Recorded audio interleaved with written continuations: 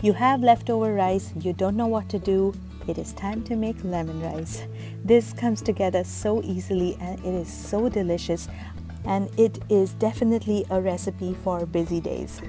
Let's get started. Add 3 tablespoons of oil to a pot. If you use sesame oil, it's going to be even better.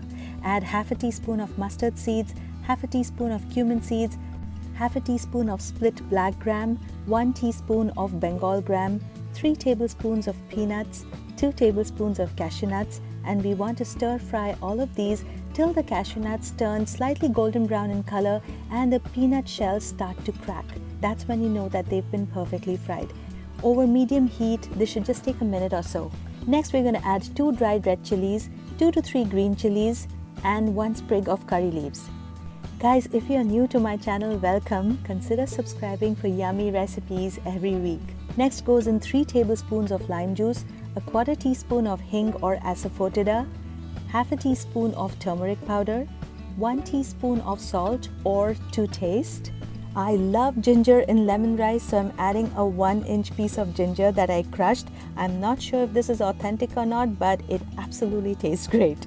Give that a stir and let all of this simmer for about a minute. And next we're going to get ready to add in our pre-cooked rice.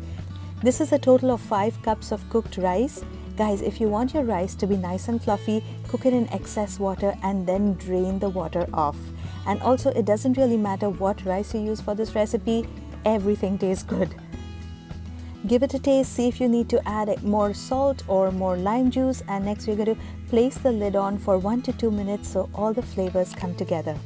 Our lime rice is almost ready, guys. We're going to give it some more fresh burst of flavor by chopping some curry leaves, adding that in, and also I love adding coriander leaves to this recipe. Again, I'm not sure if that is originally done, but it does taste really nice, so I add coriander leaves to it. And our one last ingredient, guys, is 1 tablespoon of ghee. Sometimes lemon rice can be a little dry, and adding ghee not only adds flavor, it also makes the rice nice and moist.